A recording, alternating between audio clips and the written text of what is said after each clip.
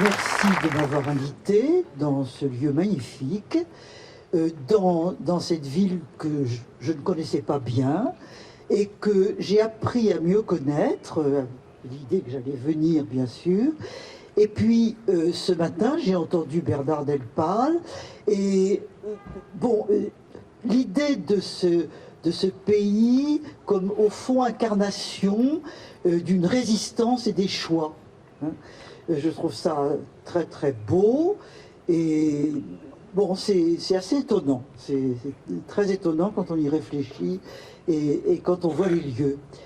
Voilà, alors donc merci et puis merci à tout ce que j'ai entendu aujourd'hui, parce que j'ai entendu beaucoup de choses. Je trouve que c'est d'une très très grande richesse. Je trouve que c'est une idée formidable aussi d'avoir diffusé ces films. Hein. Celui d'hier soir, qui est une pure merveille, et puis tout à l'heure le film sur les prisons africaines qui est très remarquable.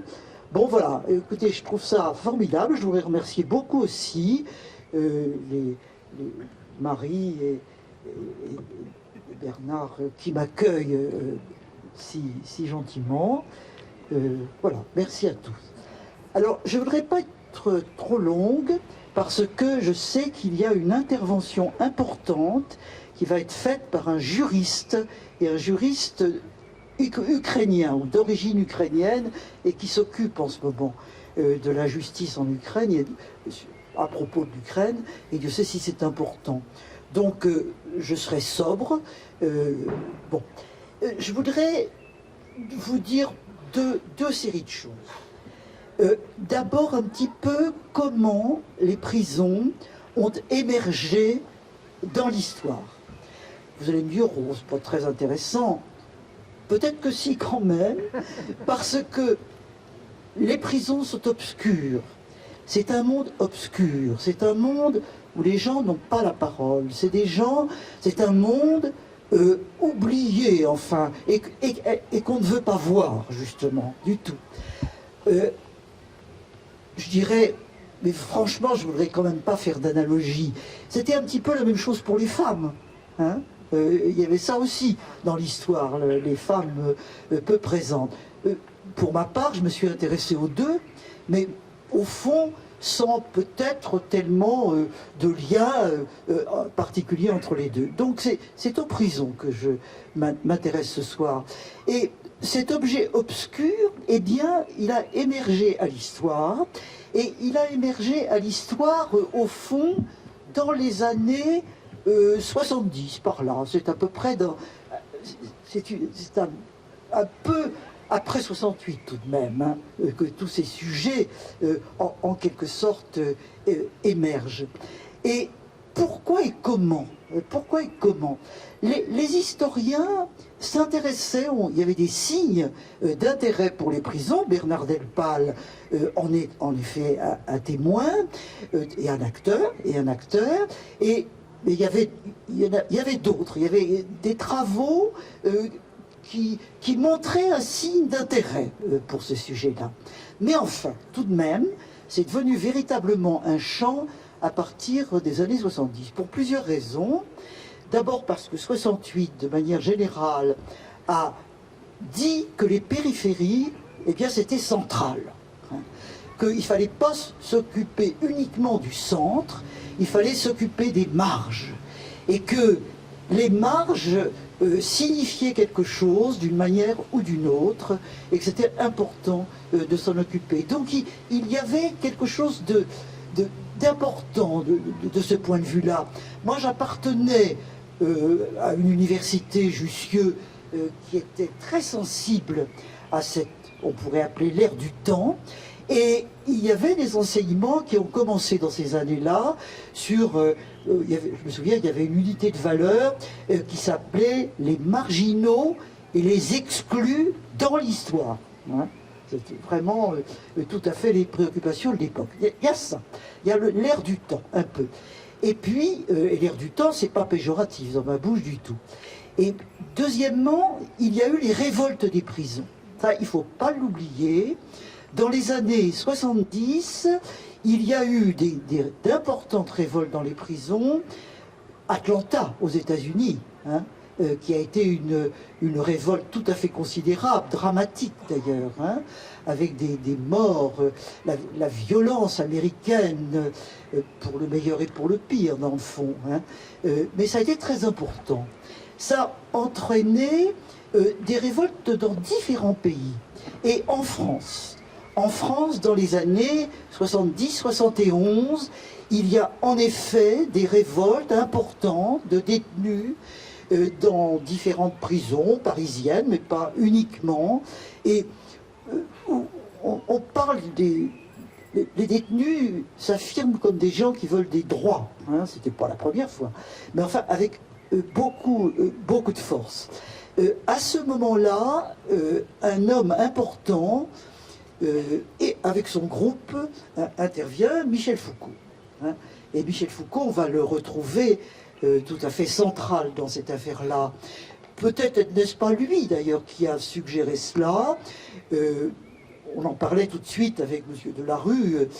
Enfin bon, j'aimerais qu'il intervienne d'ailleurs, parce qu'il m'a raconté des tas de choses très très intéressantes sur ce qu'il faisait lui-même, en liaison avec Foucault aussi. Mais le groupe de Foucault a suggéré la création d'un GIP, c'est-à-dire d'un groupe d'information sur les prisons. Et ce groupe d'information sur les prisons ne voulait pas prendre la parole lui-même. L'idée, c'était de donner la parole aux prisonniers, ce qui était pas facile. Il ne faut pas oublier qu'en 68, les prisons n'ont pas été centrales dans le mouvement de 68.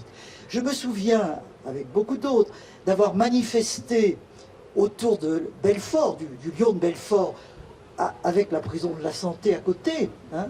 On passait à côté de la prison de la Santé, on faisait des signes, les détenus étaient aux fenêtres, hein, saluaient, voilà, hein, c'est quand même un beau souvenir, mais au fond, on n'incorporait pas à ce moment-là les prisons dans la réflexion. Ça a été par contre le rôle du GIP, où François Evald, Defer, beaucoup d'autres, enfin, ont joué un rôle important. Et alors, comment faisait-il? Eh bien, pas facile, donner la parole aux détenus. Ils allaient dans les queues qui attendent pour les visites. Ils distribuaient des questionnaires à faire remplir ou à remplir avec les détenus. Et ils ont obtenu comme ça une information qu'ils ont publié ensuite, en partiellement naturellement, dans des cahiers qui s'appelaient Intolérables. Voilà, Intolérables. Et un de ces cahiers s'était imprimé, et c'était même imprimé chez Gallimard, ce qui était bien, c'était important. Il faut dire que les révoltes dans les prisons avaient quand même suscité beaucoup d'articles dans les journaux. Quand on voit la revue de presse, enfin, les dossiers qui ont été constitués à cet égard, c'est quelque chose qui, en effet, avait secoué l'opinion, beaucoup. Dans ce sillage où tout de même, 68, post-68, on réfléchit sur les libertés, sur ces problèmes-là, où Foucault fait ses cours sur le pouvoir, etc., etc., il y a une atmosphère, il y a quelque chose. Alors, Gallimard, donc, avait dit, oui, j'imprime, et ils ont imprimé les cahiers intolérables.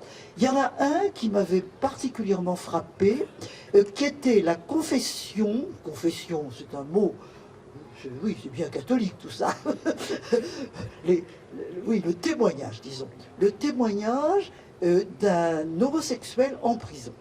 Et vivre son homosexualité, c'était pas déjà si facile, ça faisait des progrès tout de même importants, mais en prison, c'est pas simple, parce que les observateurs de la prison l'ont souvent indiqué, il y a une espèce de, j'allais dire, d'identité virile. Voilà. Hein. Il y a une espèce de revanche sur la société, on est enfermé, mais on est des hommes. Voilà. Et l'homosexualité n'est pas bien vue, finalement, en prison. Donc, il y a souvent de la souffrance, beaucoup de souffrance, et cet homosexuel avait accepté d'en parler, et la brochure est tout à fait intéressante. À côté du GIP, il y avait d'ailleurs, sans que je sache bien les liens qu'il y avait entre les deux, le CAP, hein, le Comité d'action prisonnier, qui lui donnait directement la parole aux prisonniers. Il y a eu des textes très intéressants dans ce domaine-là. Donc, une parole. Hein. Il y a une parole qui émerge tout à fait de ce point de vue. Et d'autres, enfin, le livre de Michel Foucault. Le livre de Michel Foucault, Surveiller et punir, naissance de la prison, qui paraît chez Gallimard, oui, je crois, oui, chez Gallimard aussi, en 1975. Ce livre de Michel Foucault, à mon avis, je ne suis pas la seule, hein, est un grand livre. Un grand livre qui tient le coup. Voilà. Quand on le relit aujourd'hui, on est frappé du caractère percutant et des analyses de Michel Foucault. Et Michel Foucault dit, peut-être dans son introduction, je ne me souviens plus, que certes, il pensait à écrire ça. Hein. Il avait déjà, comme vous le savez, aussi bien que moi, il avait publié sur la folie. Et en parlant de la folie, il avait rencontré les prisons. Hein. Il y avait des liens entre les deux. Et il s'était dit comme ça, un jour, je ferai quelque chose là-dessus. Mais il ajoute que c'est des révoltes des prisonniers, justement, celles dont nous avons parlé, qui l'ont tout à fait décidé à faire le livre dont nous venons de parler. Donc ce livre est important. Il est important pourquoi? Eh bien, parce qu'il est quand même s'il y a eu quelques études historiques qui se faisaient un petit peu à cette époque-là, moi aussi, je fais un petit truc aussi, des machins comme ça, mais véritablement, il donne une assise historique et philosophique de premier ordre à la prison. Autrement dit, il montre comment naît la prison. On va en reparler tout à l'heure dans un instant, sur la prison comme peine, justement. Pourquoi et comment la prison comme peine, comment elle s'organise, le fameux panoptique, on va en redire un mot, il met ça dans une généalogie, le mot généalogie étant en effet un mot très foucaldien. Donc la prison comme instrument de pouvoir, hein. Je me souviens avoir eu des discussions plus tard avec Michel Foucault. Michel Foucault disait, mais il faut bien voir, la prison est un instrument de gestion des illégalismes. Hein. C'est ça sa place dans le pouvoir, gérer les illégalismes. Les illégalismes peuvent changer, et ils changent. Mais la prison est là pour gérer tout ça.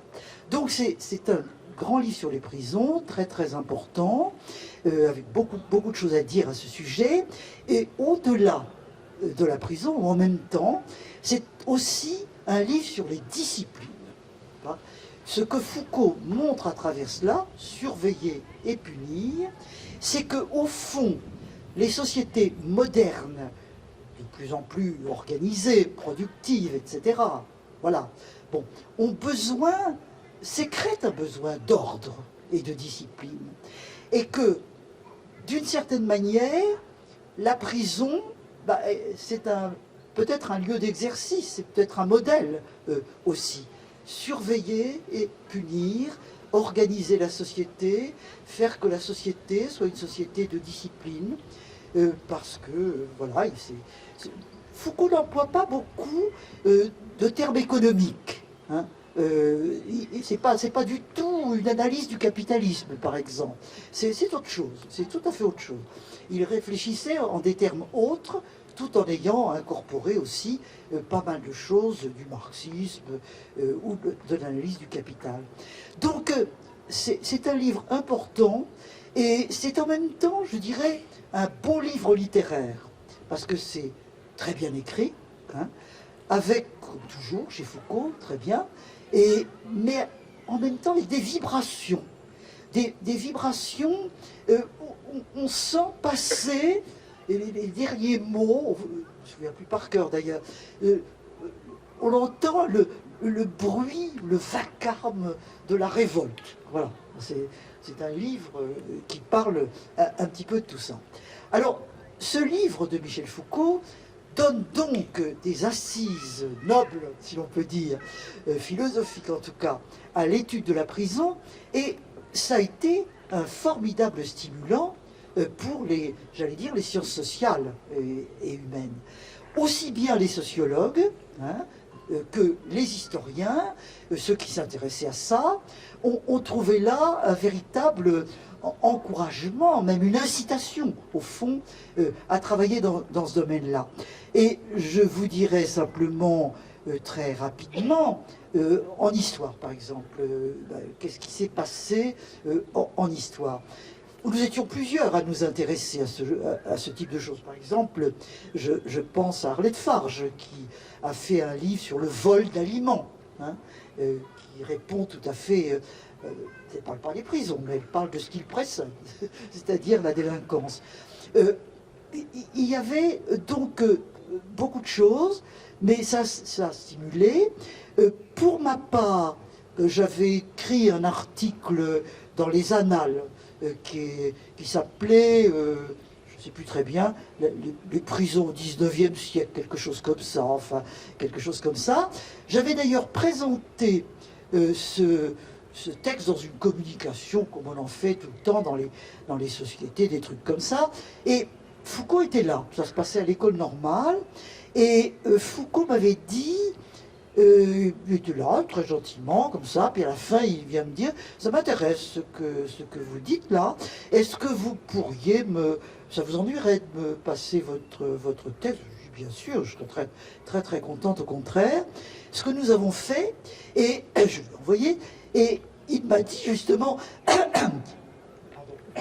quelques jours après, il me téléphone, il me dit, écoutez, c'est très intéressant votre texte, mais je ne suis pas d'accord avec vous. Ah bon, ben je lui dis, tant mieux, vous allez me dire pourquoi. Et il me dit, parce que vous décrivez une évolution de la prison, et vous parlez à un moment donné d'échec de la prison. Ben oui, je lui dis, oui, il me semble que les fondateurs de la prison voyaient ça comme une solution, comme une réintégration. Oui, il me dit non, non, non, pas tellement, pas tellement, vous savez. La prison, et c'est là où il m'a dit ça, il a dit, bien ailleurs, naturellement, la prison, elle est faite pour échouer. Elle est faite pour échouer parce que c'est un instrument de gestion, c'est la gestion des illégalismes. Donc, c'est pas l'échec, voilà, elle est faite pour ça. J'ai mis du temps à comprendre cette notion. J'ai mis du temps, même aujourd'hui, par moments, je me dis qu'est-ce qu'il voulait dire au fond, absolument, quand il disait ça. Alors, cette rencontre a amené à aussi des rencontres avec Foucault. Foucault avait dit, puisque vous vous intéressez en historienne, est-ce que j'aimerais bien en parler avec les historiens? Donc on a fait plus ou moins une réunion. C'était pas... Enfin, moi, je trouvais ça formidable, évidemment. Mais les historiens étaient très réticents quand même, parce qu'ils trouvaient que Foucault, il disait, d'ailleurs, il y avait un article qui avait été publié par un historien sur Surveiller et punir, Foucault, c'est un cosaque de l'histoire. C'est-à-dire, il galope. Voilà, il va vite, il galope, il regarde. Il ne cite pas vraiment ses sources, enfin, les critiques un petit peu des historiens, un petit peu comme ça. Bon. Ceci dit, ça n'a pas empêché beaucoup d'historiens, au contraire, de penser... Alors du coup, on a fait une réunion, oui, je vous le disais, et il y a eu des textes échangés, et Foucault a répondu au texte de l'historien un peu critique dont je vous parlais par un très beau texte qui a été repris ensuite dans Les Dits et Écrits, où il explique, et ça c'est intéressant, pourquoi et comment lui, philosophe, fait de l'histoire. Il dit, en somme, je ne vais pas faire de l'histoire comme les historiens, c'est pas mon projet. Mon projet, c'est de traiter de problèmes historiques en philosophe. Voilà, de poser des questions philosophiques sur des terrains historiques, en prenant des objets historiques. Et sa réponse, que je vous résume naturellement, est une réponse tout à fait convaincante, parce que il y a aussi un travail d'historien que moi je pratique, hein, et que je respecte beaucoup, qui est l'érudition, tout citer, etc., etc. Mais il est vrai aussi que dans le travail historien, il peut y avoir une stérilisation. Le souci du détail, le souci excessif du détail peut prendre beaucoup de temps et faire un peu oublier de penser. Donc c'est capital qu'il y ait des gens comme Michel Foucault qui prennent de la hauteur, qui se moquent un petit peu de temps en temps de telle ou telle référence, peu importe, on les retrouvera, et qui nous posent des problèmes. Et ça, c'était vraiment quelque chose de très important. Alors, dans ce sillage-là, bon, bah, les historiens ont fait leur boulot. Moi, de mon côté, j'ai essayé de développer ce champ de recherche à Jussieu où j'étais, et faire des séminaires, des choses comme ça, bon travail, quoi. Et puis, pour finir un petit peu sur ce trajet-là, j'ai reçu un coup de téléphone, comme ça, du cabinet de Robert Badinter, qui me dit...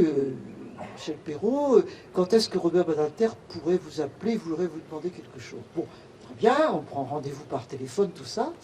Et Robert Badinter me dit, alors Robert Badinter, ce que je vous raconte là, ça se passe dans les années 85, quelque chose comme ça. Donc, il avait aboli la peine de mort, il avait été ministre de la Justice, et il était président du Conseil constitutionnel. Et il me dit tout simplement, je résume, voilà, j'aimerais beaucoup poursuivre la réflexion de Michel Foucault, parce que je la trouve fondamentale, mais bon, moi je ne suis plus maintenant à l'université, j'ai plus d'étudiants, tout ça. Est-ce qu'on pourrait collaborer ensemble? Je sais que ça vous intéresse, que vous travaillez aussi là-dessus. Bon, alors très bien, je viens au Conseil constitutionnel. Ça a été d'ailleurs magnifique, parce que quand je suis entré au Conseil constitutionnel, qui, comme vous le savez, derrière le Palais Royal, il y avait un magnifique portrait de Michel Foucault dans l'entrée du Conseil constitutionnel. C'était extraordinaire quand même. Hein. Quand on réfléchit à ce que représente Michel Foucault comme critique du pouvoir, hein, c'était quand même quelque chose de très très fort.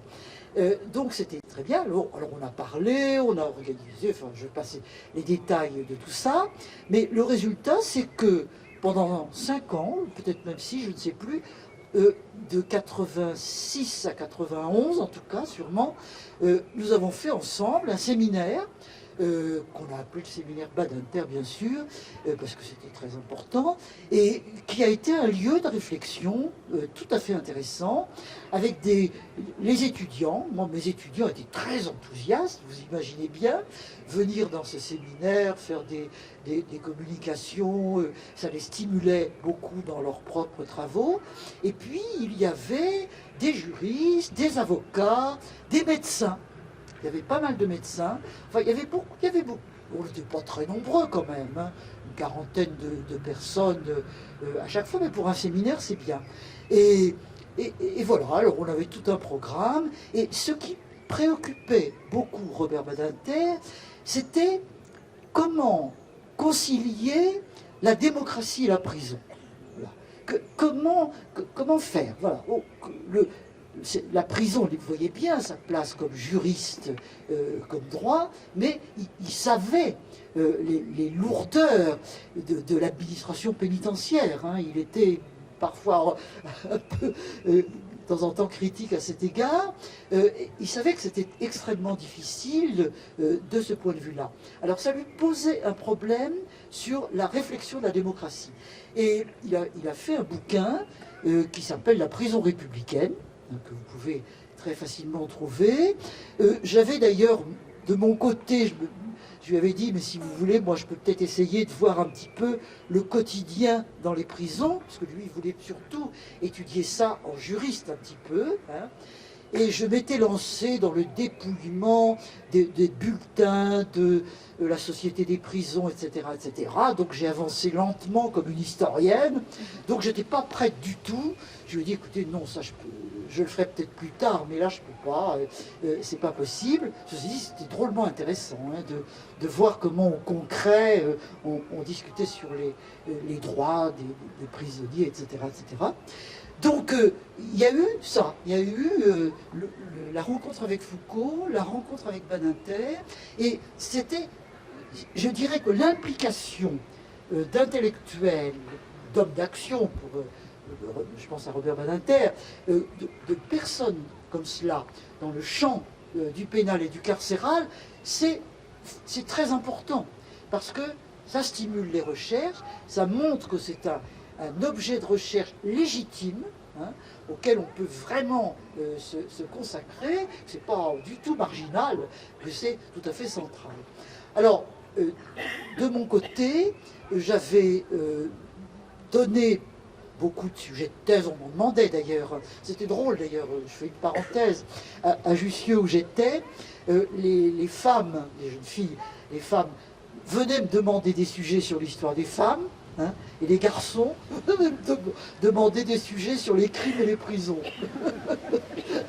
Ça reproduisait une espèce de division publique-privée, enfin je charrie un peu, parce qu'il y avait aussi pas mal de filles qui s'investissaient dans la prison. Alors il y a eu beaucoup de travaux importants.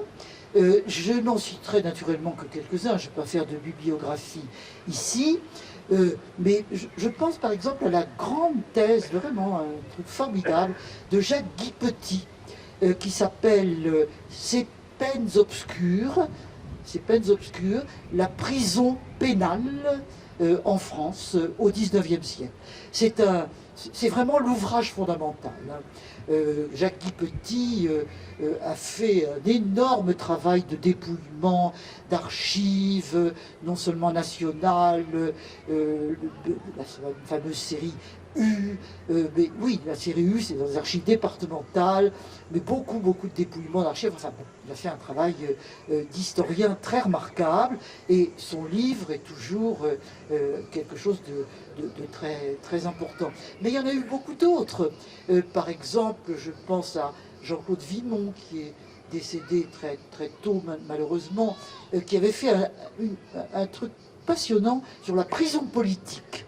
Hein, la prison politique au 19e. Pourquoi et comment est-ce qu'on constitue une prison particulière pour la prison politique? Qu'est-ce que ça veut dire? Qu'est-ce que ça veut dire sur la politique? Quelle est la ligne de démarcation que l'on met entre ce qui est politique et qui est plus légitime d'une certaine manière, hein, avec par conséquent pas les mêmes peines, pas les mêmes lieux, hein, et le pénal, en général, enfin les incivilités quelconques en général. Enfin c'est un problème intéressant. Et puis il y a eu des travaux sur toutes sortes de choses. Il y a eu vraiment beaucoup de choses qui sont créées. Parmi les gens actifs, oui, il y a eu Martine Kaluzinski. À l'heure actuelle, il y a Philippe Artière. Philippe Artière a fait sous ma direction une thèse sur les archives Lacassagne. Ça, c'est très intéressant, parce que Lacassagne était à Lyon. Hein, et Lacassagne avait constitué des archives de détenus. Hein. Il avait interrogé les détenus et il avait constitué, sous la Troisième République alors là, hein, des archives qui sont d'une grande rareté. Et Philippe Artière les a étudiés, publiés, et ça donne quand même des textes remarquables, enfin, très intéressants. Il y a une parole, vous voyez, qui se prend à travers un certain nombre d'archives et naturellement de travaux à cet égard. Bon, je pourrais évidemment citer beaucoup d'autres choses, mais je crois que c'est peut-être assez à cet égard. Voilà, ah oui, si quand même, il ne faut pas que j'oublie des gens très bien, très importants. Je pense à Marc Renville. Hein. Marc Renville, vous êtes peut-être plusieurs à le connaître, parce que Marc Renville a lancé quelque chose qui s'appelle Criminocorpus. Hein. Et Criminocorpus, c'est une source en ligne où vous pouvez trouver, enfin toutes les références, on cite jamais tout bien sûr, mais c'est extraordinaire comme source. Hein. Si vous cherchez quelque chose sur les prisons, regardez Criminal Corpus, parce que véritablement, il y a là un travail collectif d'information qui est vraiment excellent, excellent, excellent. Et puis, oui, je voudrais dire un tout petit mot en hommage à lui, un de mes anciens élèves aussi, Dominique Khalifa. Dominique Khalifa, lui, s'intéressait plutôt aux faits divers. Mais c'est pas pour rien, parce que les faits divers au XIXe siècle, c'est des crimes. Hein, c'est presque toujours des crimes. Et par conséquent, autour du crime, il y avait une intensité de témoignages dans les journaux. On pouvait voir les problèmes de la sécurité, aussi du point de vue politique. C'était très très bien. Il a beaucoup développé ce champ, fait une thèse là-dessus, et publié dans un livre, très beau livre, qui s'appelle L'encre et le sang. L'encre et le sang, récit de crimes au XIXe siècle. Voilà encore un livre, c'est pas les prisons, mais enfin c'est un petit peu les chemins alentours. Alors oui, Dominique Khalifa, ça fera 2 ans, au mois de septembre, s'est suicidé. Voilà, s'est suicidé, mais et il nous manque beaucoup. Mais c'était quelqu'un que nous aimions infiniment. Voilà, alors, que vous dire alors, de mon côté, moi j'ai continué modestement mes recherches aussi sur les prisons, et donc ça m'a fait rencontrer un certain nombre de choses. Je vous dirai très rapidement un mot. Par exemple, le panoptique. Hein. Foucault accorde à juste titre beaucoup d'importance au panoptique. Pourquoi? Parce que le panoptique de Jérémie Bentham, grand juriste anglais s'il en fut, c'était un projet de prison. Bentham disait, les problèmes de surveillance, je les règle dans les prisons par un simple schéma d'architecture. Alors le schéma d'architecture, c'était un cercle ou un polygone avec les prisonniers, hein, ils sont là dans les ailes partout, et au milieu, on met la tour, enfin, ou le lieu, en quelque sorte, du gouverneur de la prison. Et l'œil du gouverneur de la prison, il voit les prisonniers se sentent vus, donc ils rectifient le tir, et même quand le gouverneur n'est pas là, parce qu'il n'est pas toujours là, il y a l'idée qu'ils savent qu'ils peuvent être vus. Autrement dit, il y a l'idée de la dissuasion. Et c'est intéressant, parce que la dissuasion, ça fait partie beaucoup des sociétés contemporaines. C'est très très important. Donc le panoptique, c'est une idée d'architecture, mais de pouvoir, et d'organisation du pouvoir. Et Foucault consacre un chapitre important de son livre, et moi j'avais un ami qui cherchait un petit peu des textes à publier, qui me disait, vous n'avez pas une idée? Ben, je lui dis, tu pourrais publier le panoptique de Bentham. C'est un texte qui n'a jamais été traduit en français, et personne ne le connaît. Entendons-nous bien. Si, il y avait un texte, justement, passionnant. Jérémie Bentham était venu devant l'Assemblée révolutionnaire en 1791, révolution. Et à ce moment-là, en France, on se pose le problème des prisons. Hein, peut-être y revenir dans un instant. Et on se demande comment, puisqu'on adopte la prison comme peine, bah, il va y avoir beaucoup plus de monde qu'avant. Puisqu'avant, il y avait la torture, tout ça, on se débarrassait des délinquants comme ça. Bon, alors, comment faire? Et les juristes français étaient en relation avec les juristes anglais, connaissaient bien Bentham, ont demandé à Bentham de venir devant l'Assemblée révolutionnaire française, et là, il a présenté son plan de panoptique, et il demeure une brochure que j'ai, je suis ravi, du texte de Bentham, le discours qu'il a prononcé, et là, en 30 pages, il y a un résumé génial, absolument passionnant, de l'ensemble du panoptique. Alors donc, oui, on a réédité le panoptique, on a fait des petites choses comme ça. Et puis, de mon côté, j'ai été sollicité pour publier chez Gallimard, toujours, bon, Gallimard, parce qu'il y avait les œuvres complètes de Tocqueville chez Gallimard. Or, Tocqueville a beaucoup travaillé sur les prisons. Ça va être pour moi l'occasion de vous en parler un tout petit peu. Et il avait publié des écrits sur les prisons. Donc dans les œuvres complètes, les éditeurs des œuvres complètes souhaitaient qu'il y ait les œuvres pénitentiaires de Tocqueville. Et ils ne savaient pas trop à qui demander. Alors ils m'ont demandé à moi. Bon. Et du coup, bon, bah, j'ai été voir à Yale, où il y a à la Beneke Library des archives de Tocqueville, et puis enfin, j'ai fait mon travail d'historienne. Mais ceci étant, c'était quand même un gros boulot. Parce que, alors je résume, Tocqueville a envie d'aller aux États-Unis. Voilà, on dit dans les années 1830. Parce que dans les années 1830, quand même, après la révolution de 1830, il y a progressivement, oh là là, c'est progressif, on va vers quelque chose de plus libéral, disons, démocratique et libéral. Et le modèle américain intéresse beaucoup, beaucoup. Et bon, et Tocqueville veut y aller, il veut aller voir comment ça se passe. Mais il lui faut un prétexte. Hein. Et ce prétexte, c'est les prisons. Comment est-ce que les Américains font avec leurs prisons? Qu'est-ce qu'ils font, de ce point de vue-là? Il faut y aller voir. Alors, Tocqueville est parti avec son ami Beaumont, Gustave de Beaumont, et ils ont fait une enquête formidable. Hein, et ils ont fait une très belle enquête, peut-être pas dans toutes les prisons, mais quand même dans beaucoup de prisons américaines, sur toute la côte Est. C'était surtout ça, bien sûr. Les moyens de transport étant ce qu'ils étaient quand même en Amérique à l'époque, c'est déjà pas mal. Et puis ils ont pris beaucoup de notes, ils ont fait beaucoup de choses qu'on retrouve naturellement dans les archives, notamment dans les archives américaines. Et puis ils ont eu l'idée, pas beaucoup malheureusement, il ne faut pas exagérer, d'interroger les prisonniers. Ça, c'était quand même intéressant.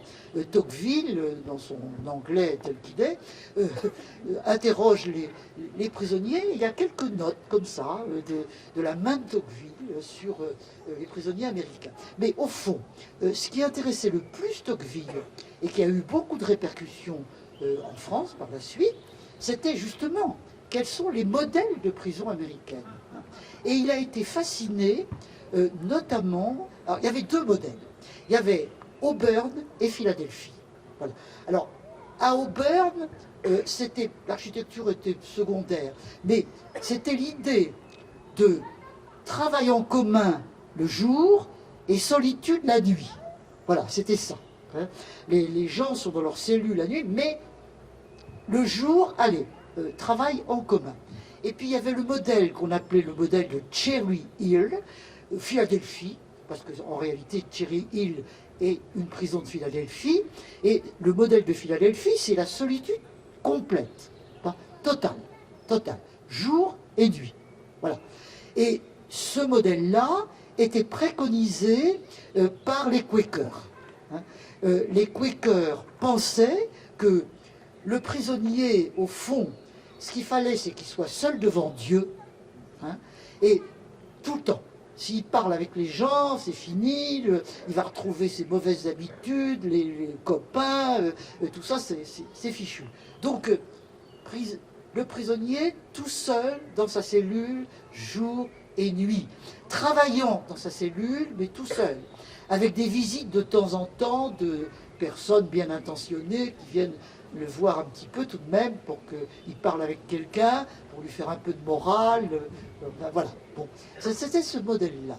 Eh bien, c'est assez curieux tout de même, quand on y réfléchit, c'est le modèle qu'a préféré Tocqueville. Tocqueville a dit, oui, ça c'est peut-être finalement ce modèle-là qu'il faudrait importer en France, l'idée de cette solitude totale, c'est peut-être ça, en définitive, qu'il faudrait faire. Donc, Tocqueville est rentré en France, et Gustave bien sûr, et il est devenu le spécialiste de la prison au XIXe siècle.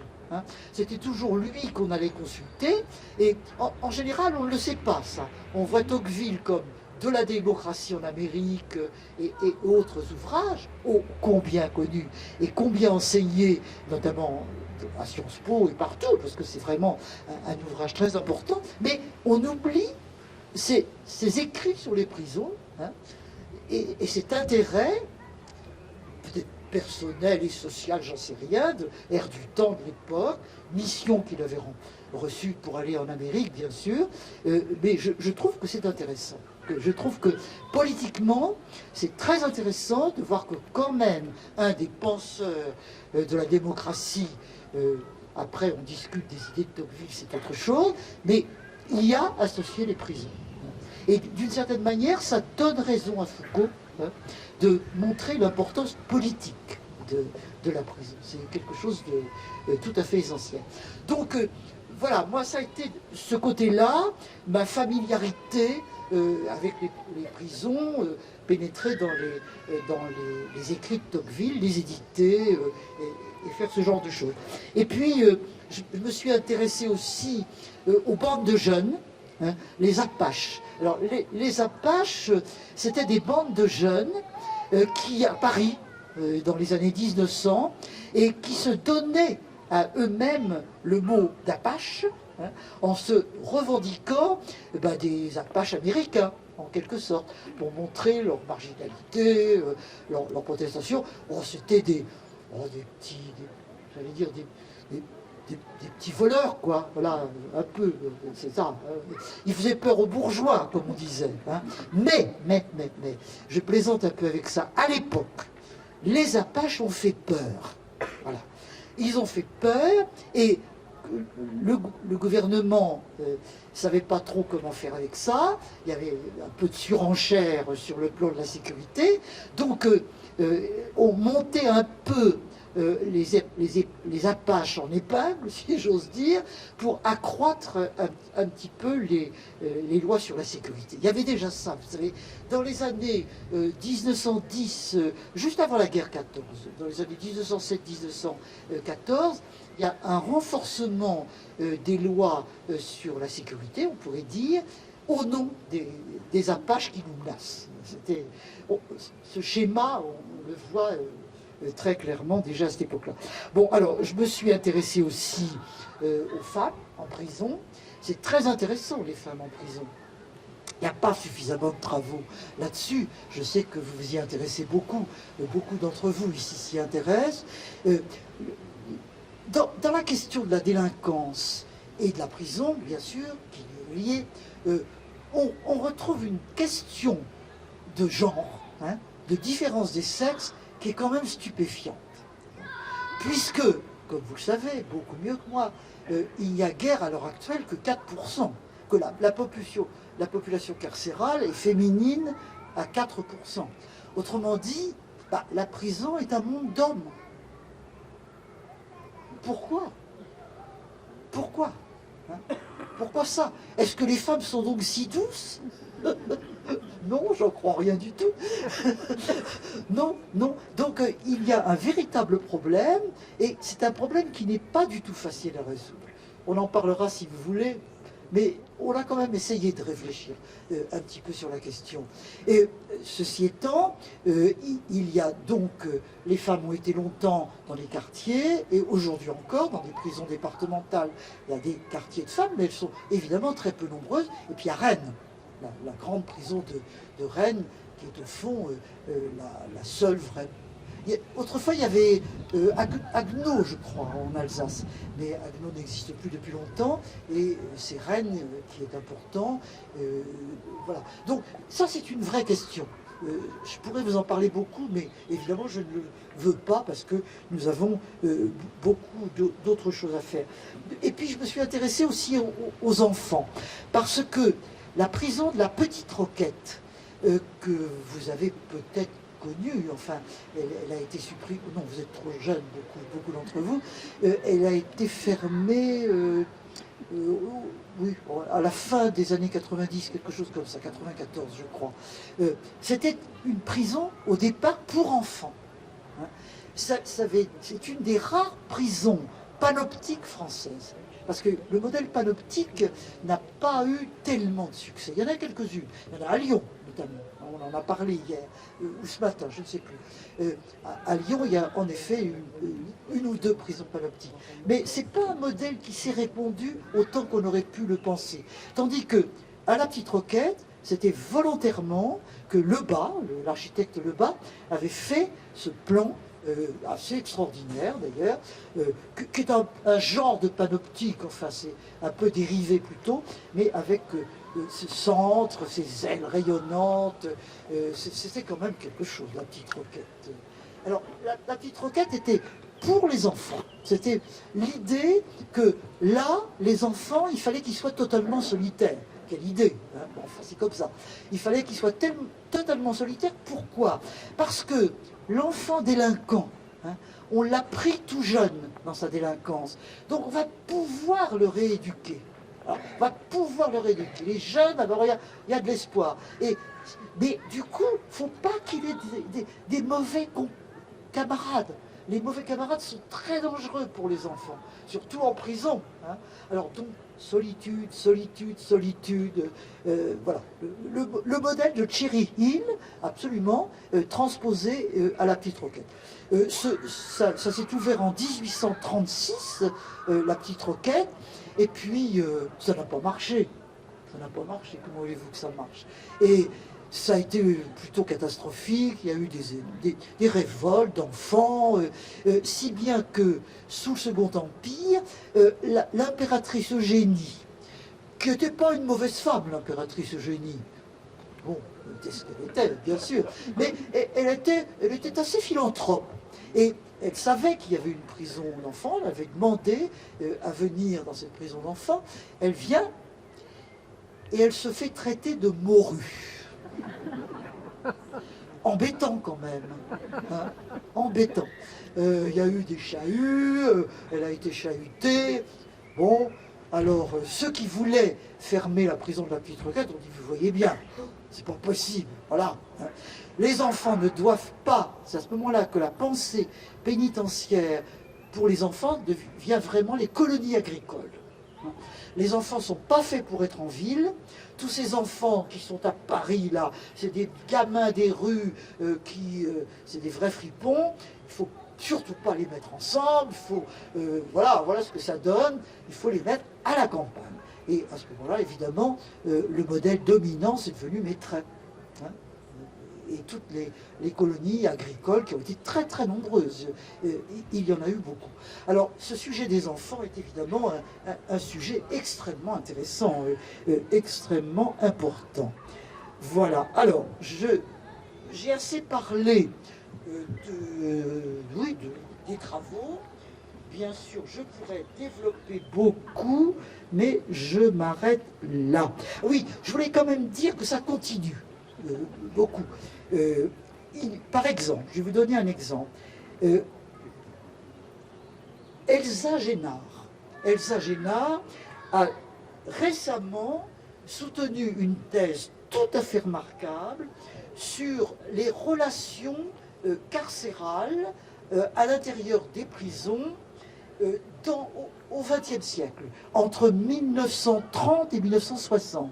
Donc je pense que c'est quelque chose qui pourrait intéresser beaucoup de gens ici, et c'est un travail remarquable qui vient d'ailleurs d'avoir un prix, je ne peux pas vous dire lequel, mais un prix bien, enfin vraiment bien, et elle va continuer ses recherches avec le prix qu'elle a obtenu. Elle va aller aux États-Unis, et comme les prisons américaines sont intéressantes et il y a beaucoup de sources là-bas, elle va aller continuer ses recherches dans ce domaine. Donc je vous signale ça pour vous dire que les recherches, mais vous le savez, vous êtes plusieurs d'entre vous, je crois, à être impliqués là-dedans. Oui, sa thèse, là voilà. À la peine, ça s'appelle comme ça, à la peine, une histoire sociale des interactions carcérales en France dans les années 1910-1930. Vous voyez, je me suis trompé dans les dates, 1910-1930. Voilà, ça c'est un très, très, très beau travail. Alors maintenant, je voudrais vous dire un petit mot très bref du deuxième thème que j'ai annoncé, la prison. la prison qui est notre sujet, notre grand sujet, et évidemment un sujet de réflexion. Pourquoi la prison? Je voudrais vous dire un petit mot, comme ça, mais vous en savez 10 fois plus que moi là-dessus, donc vraiment. La prison comme peine. Pourquoi la prison comme peine? Pourquoi? Je dirais qu'il y a toutes sortes de raisons. Il y avait... la prison, c'est absolument incroyable de dire ça, mais c'est une fille des Lumières. La philosophie des Lumières ne voulait plus de torture, ne voulait plus de traitement corporel, et donc il faut trouver autre chose. Il faut trouver autre chose. Et autrement dit, il faut soustraire le corps à la peine. Il ne faut admettre encore, on admettait encore, que la guillotine. Bien sûr, on l'admettait d'autant plus qu'elle avait, au fond... Enfin non, peut-être pas autant plus. À la limite, on s'en méfiait davantage. Elle avait fonctionné pendant la Révolution française. Donc, il faut la guillotine, d'accord, pas trop. Hein, pas trop. Et du coup, on enferme les gens. Donc... au départ, oui, la prison, ça peut paraître étrange, mais c'est un fruit de réformateurs, des Lumières. C'est d'ailleurs les philosophes. Je vous dis des choses que vous savez par cœur, hein, plus que moi. Beccaria, hein, le grand pénaliste italien Beccaria, a publié un livre, Des délits et des peines, qui est un livre important, et avec la formule fameuse que Foucault commande beaucoup, moins punir pour mieux punir. Hein, moins punir pour mieux punir. Ça veut dire réduire peut-être l'échelle des peines, réduire tout ça, mais faire quelque chose de plus concentré, de plus efficace. Faire que la pénalité devienne, ben oui, un instrument du pouvoir beaucoup plus efficace, par conséquent beaucoup plus réfléchi que ce qu'on pouvait faire avant, comme ça, en tapant sur les gens, en les torturant. Non, fini, tout ça, fini. Hein. Soustraire le corps, sauf la guillotine, mais la guillotine dans des cas rares, la peine capitale, et pour le reste, l'enfermement. Donc, du coup, l'enfermement devient la peine centrale. Et elle l'est toujours pour nous, bien entendu, aujourd'hui. Hein. Et nous en parlions d'ailleurs tout à l'heure avec M. Delarue, c'est un problème, c'est un véritable problème, en effet, pour nous aujourd'hui, de faire autre chose que de la prison. On est enfermé un petit peu dans la prison. Et à la limite, si on réduit la prison, les autres peines, alors on renforce considérablement la prison. Par exemple, quand Robert Badinter abolit la peine de mort, bravo Robert Badinter, vraiment, beaucoup, mais d'autre part, ça n'a aucun, c'est pas du tout pour dire, hélas, pas du tout, mais du coup, les magistrats vont renforcer les autres peines. Pourquoi? Parce que la société a difficilement admis, enfin pas toute la société, mais une partie de la société proteste, la peine de mort est abolie, etc. C'est un drame, c'est affreux. Et donc, donc les magistrats ont tendance à renforcer encore les peines de prison. Voilà, il y a un lien là qui est évidemment très très important, et je crois qu'il faut beaucoup y réfléchir. Quand on discutait avec Foucault sur ces questions-là, Foucault disait le problème, c'est que à la limite, on peut envisager de supprimer la prison, au moins de la reculer beaucoup, mais la question de la peine demeure. Hein. Il y a la question de la peine. Et de ce point de vue-là, je pense qu'il ne faut pas être hypocrite. Il ne faut pas que nous soyons hypocrites là-dessus. Par exemple, moi, en tant que féministe, au fond, quand il y a des féminicides, je demande que les gens soient punis. Hein. Et si je demande que les gens soient punis, ça veut dire qu'il y a des gens que, enfin, mon opinion et d'autres, va les envoyer en prison. Hein. Autrement dit, nous sommes demandeurs de justice, et par conséquent, nous-mêmes, nous sommes d'une certaine manière intéressés par la peine de prison. Donc je crois que sur ce plan, il faut évidemment beaucoup réfléchir à tous ces problèmes. Alors donc, l'heure passe beaucoup, il faut que je m'arrête parce qu'il y a beaucoup d'autres choses. Donc je ne vous dirai pas le reste, et la suite au prochain numéro. Voilà.